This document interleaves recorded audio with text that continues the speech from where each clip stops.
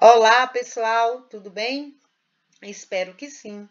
Hoje nós vamos estudar mais um tema bem interessante na história do sexto ano, que é falando sobre o Egito, a economia, sociedade e poder.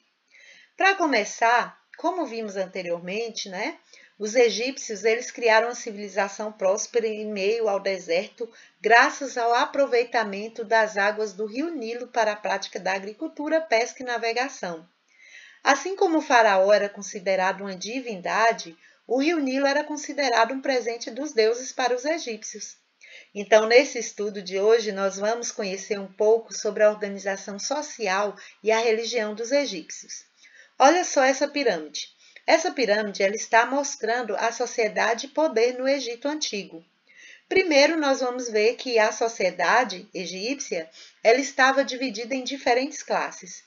E cada uma dessas classes era bem definida, ou seja, quando uma pessoa pertencia a uma classe social, geralmente ela já nascia e morria pertencendo a esse mesmo grupo social.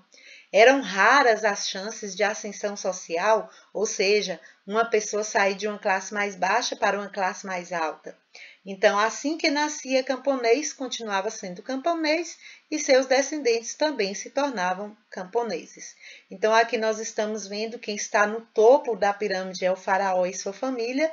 Abaixo do faraó vem o sacerdote e a nobreza. Abaixo do sacerdote e nobreza tem os escribas, depois os militares e os coletores de impostos, e por fim, na base da pirâmide, ali logo no finalzinho embaixo, nós vamos estar diante do camponês e do escravo. Vamos falar um pouquinho sobre o faraó. Os egípcios, desde o mais humilde camponês até o poderoso faraó, eles acreditavam que existia uma vida após a morte. Então, com base nessa crença, muitos faraós eles mandavam construir grandes e magníficos túmulos que eram as pirâmides, onde seus corpos e suas riquezas deveriam ser depositados após a sua morte. A pirâmide era uma espécie de casa da eternidade para o faraó, onde ele poderia desfrutar dos prazeres terrenos. As mais famosas pirâmides do Egito, Quéops, Quefren e Miquerinos, elas foram edificadas por faraós que tinham esses nomes e eram parentes entre si. No Egito, o faraó ele era considerado mais que um ser de origem divina. Ele era o próprio Deus. Ele cumpria o papel de governante máximo, comandante militar e também juiz supremo do Egito. O faraó ele era considerado o dono de todas as terras egípcias e recebia impostos que eram pagos em produtos sobre essas terras, o que lhe permitia acumular uma enorme riqueza, e por isso cada vez mais ele ficava rico. Abaixo do faraó nós vamos ter aí os altos funcionários e os sacerdotes, né? E entre eles, entre esses altos funcionários estavam o vizir, o escriba e os sacerdotes. O vizir era a maior autoridade do país depois do faraó. Era ele quem comandava a polícia, a justiça e também a arrecadação de impostos em todo o império. Já os escribas, eles ocupavam posição de destaque. Eles trabalhavam para o Estado, para os templos religiosos e para o exército. Para ser escriba, era necessário estudar desde os 5 anos. Com os conhecimentos de cálculo, por exemplo, eles controlavam toda a vida econômica do Egito: cultivo, colheita, criação de animais, os impostos arrecadados, dentre outros. Eram os únicos que sabiam ler e escrever os hieroglifos, que era o tipo de escrita egípcia. Já os sacerdotes, eles eram responsáveis pelos serviços religiosos e a administração dos templos. Eles eram muito ricos graças às oferendas feitas pela população. Agora vamos para outra base da pirâmide, outra esfera da pirâmide, que são os artesãos, comerciantes e militares. Os artesãos egípcios eram os carpinteiros, ferreiros, joalheiros, e eles eram muito conhecidos no mundo antigo pela sua habilidade criativa. Eles faziam brinquedos, móveis e barcos de madeira. Construíam palácios e casas usando adobe, areia e pedras. Com o ferro, eles fabricavam armas, instrumentos de trabalho e carros de guerra. Com o papiro, eles produziam papel e uma variedade de outros objetos. Já com os metais, eles faziam joias e ornamentos. Em períodos de grande prosperidade, como no Novo Império, Houve crescimento do comércio interno e externo e aumento da riqueza dos comerciantes. Os militares também conseguiram riqueza e prestígio graças às guerras de conquista. Muitos deles lutavam em troca de terra ou de parte dos saques realizados durante as guerras. Os camponeses e os escravos.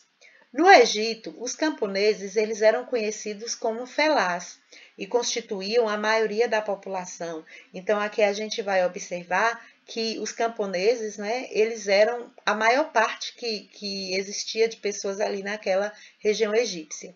Eles tinham uma vida muito difícil. Eles trabalhavam nas propriedades agrícolas fazendo todo tipo de serviço. Eles aravam, plantavam, colhiam, abriam canais, construíam e também consertavam. E eles recebiam em troca apenas uma pequena parte do que plantavam. Eles também pagavam impostos ao faraó em produtos agrícolas e eram obrigados a trabalhar em obras do governo, com abertura de estradas, limpezas de canais, transportes de pedras, né? As pedras que eram usadas na construção dos túmulos, dos templos e também dos palácios. Já os escravos, que geralmente eram prisioneiros de guerra, eles trabalhavam nas atividades mais pesadas e perigosas, como as minas, pedreiras e grandes obras públicas, como a construção de pirâmides. A religiosidade egípcia, a gente está diante dessa imagem que vem mostrando aqui que os egípcios eles eram religiosos e sua religiosidade estava presente em todos os aspectos da vida social. Eles eram politeístas, ou seja, eles acreditavam em vários deuses. Os deuses mais conhecidos eram Amon-Ra, criador do universo e de todos os deuses, Osíris, o deus supremo e o juiz do mundo dos mortos, Anubis, que ajudava os mortos no encontro com Osíris, Ísis, irmã e esposa de Osíris, e Horus, que era o filho deles. Então, os deuses egípcios, eles eram representados de várias formas, com forma humana, como Osíris, com forma humana e animal, como Horus, que era o corpo de homem e cabeça de falcão, ou somente com a forma animal, como Anubis. Então, aí vocês estão vendo, né, a imagem que representa esses deuses egípcios. O julgamento no tribunal de Osíris, nós vamos observar que os egípcios, eles acreditavam que existia vida após a morte, né? E que ao morrer as pessoas eram julgadas no tribunal de Osíris. Nesse julgamento, o coração do morto era pesado na balança da justiça. Em um prato da balança era colocado o coração e no outro lado do prato era posta a pena da verdade e da justiça. Então, para que a pessoa fosse absolvida, seu coração deveria ser mais leve que a pena. E olha que a pena é leve, hein? Então, se o coração pesasse mais que a pena, a pessoa era condenada e sua alma era entregue a uma fera com cabeça de crocodilo, que era a Mit ou a Pepe, que o devorava. Se o seu coração fosse mais leve que a pena, a alma era absolvida e poderia voltar para o corpo a qual pertencera. Mas, segundo os egípcios, para que isso acontecesse, era preciso que o corpo estivesse conservado. Então, para a conservação desses corpos, os egípcios eles desenvolveram técnicas de mumificação, ou seja, o corpo era embalsamado, né? E ele era ali enfaixado com faixas de algodão ou linho. A múmia era colocada num sarcófago e era posto em uma funerária e levado para o túmulo, onde também havia, né, onde eram colocados vários objetos pertencentes ao morto, como joias, armas, né, e na outra vida. A riqueza e a variedade de objetos colocados nos túmulos dependia das condições econômicas de cada um. Quanto mais rico, mais objetos eram colocados no túmulo.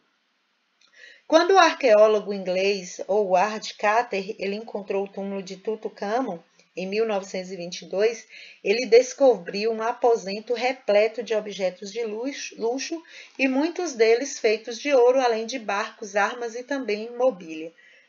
Então, aqui nessa imagem, vocês estão diante do processo de mumificação, né? Então, aqui fala que a mumificação era um processo bem complicado. O corpo primeiro era secado numa solução salgada chamada de natrão por cerca de 40 dias. O sacerdote era responsável pelo processo e usava uma máscara do deus dos mortos, que era Anubis. E os amuletos eram colocados nas bandagens, assim como também encantamentos de boa sorte. Os vasos canapos eram usados para armazenar o estômago, o fígado, os rins e também os intestinos. Então a gente vai ver que esse processo de mumificação era um pouquinho complicado, né? Então agora vamos recitar um pouquinho o que nós aprendemos com a atividade.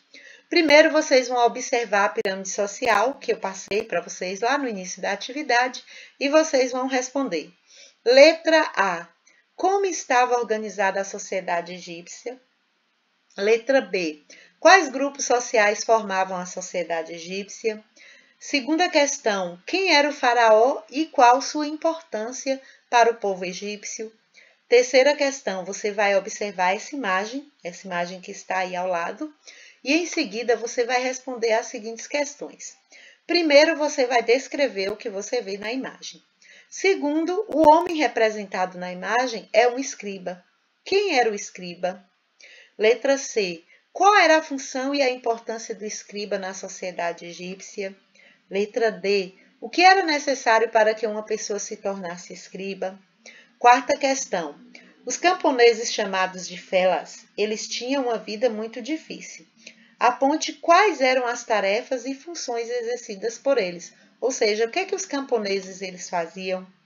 A quinta questão vem dizendo assim: os egípcios acreditavam na vida após a morte, que ao morrer as pessoas eram julgadas no tribunal de Osíris. Então aqui vocês vão descrever como era feito o julgamento do morto nesse tribunal e o que ocorreria após o julgamento. Só lembrando a vocês, é justamente aquela parte que fala da balança e fala da pena, né? Então vamos recapitular aí um pouquinho. Qualquer dúvida, pessoal, é só chamar.